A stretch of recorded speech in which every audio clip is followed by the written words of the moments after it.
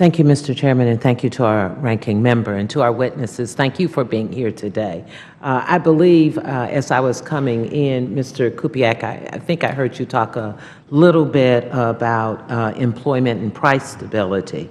Well, certainly as we know, the United States economy continues to recover. It's important for us to understand the Federal Reserve's dual mandate to achieve maximum employment and price stability, as well as to understand that Congress continues, of course, to have the oversight of the Feds, but to allow the Fed's monetary policy independence to achieve what I'm going to call these twin goals.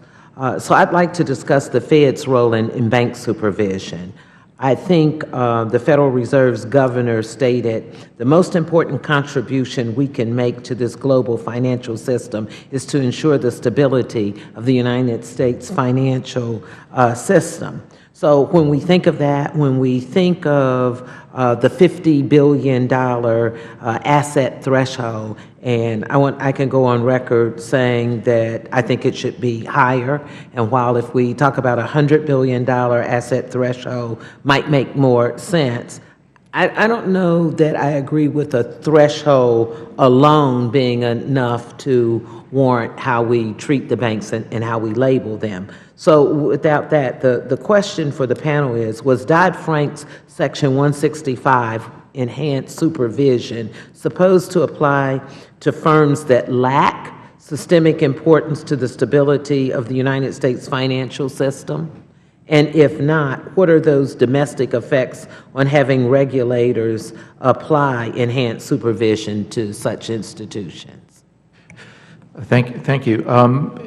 The Section 165, if you read it, and I'm sure you have, it is about financial stability. The enhanced prudential standards are standards that are supposed to be imposed because the firms they're imposed on, if they were to get into financial distress, could cause a crisis. They could cause financial markets to lock up, to dysfunction.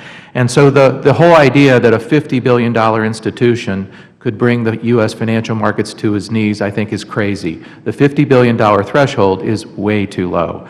Last week, I testified in Chairman Neubauer's committee, the Committee on Financial Institutions, on a more appropriate way to designate institutions, and this is going back to the modification of Congressman Luke DeMeyer and his colleagues' bill, where the FSOC would consider designations. But other than to differ from Congressman Luke DeMeyer's bill, the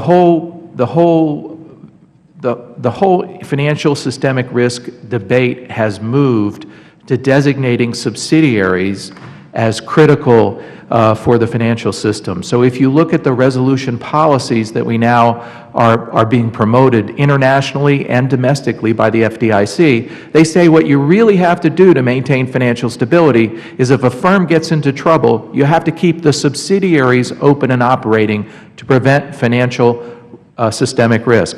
And so what I would argue is you would look at the subsidiaries and designate subsidiaries as being the systemically important subsidiaries, and that would take away the whole threshold. So you could be a large firm, but you could be well diversified and have a number of small subsidiaries, and none of them might be critical for the function of the financial market. So I think it really is the way the resolution ideas are moving, and it would mandate legislative changes to Section 165 of the Dodd-Frank Act and how we designated firms.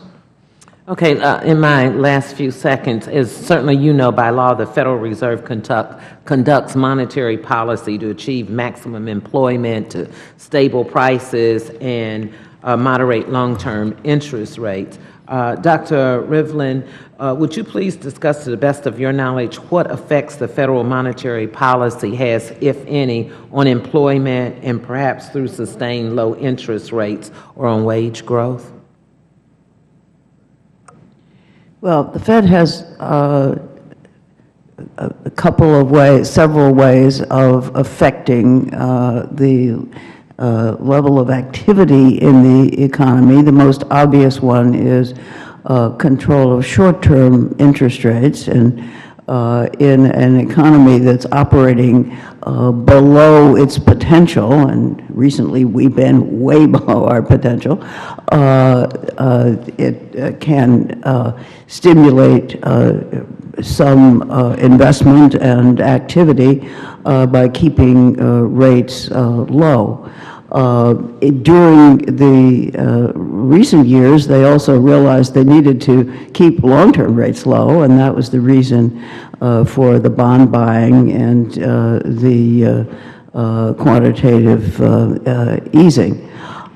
These are fairly blunt instruments, but they use them as well as they can, and I think by and large they're doing a pretty good job. Gentlelady's time has expired.